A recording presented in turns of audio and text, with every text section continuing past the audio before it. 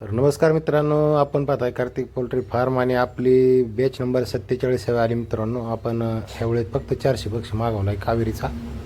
आणि कार्तिक आणि त्यांचे मम्मी चाललेली आणायला पक्षी.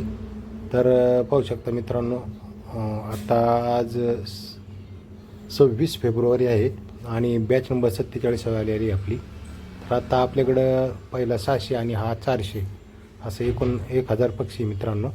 पहिला पक्षी जवळजवळ 28 दिवसाचा होऊन गेला आहे तो, आणि हा पक्षी आता आज आलेला आहे 400. तर पहा, जर कोणाला घ्यायचा असेल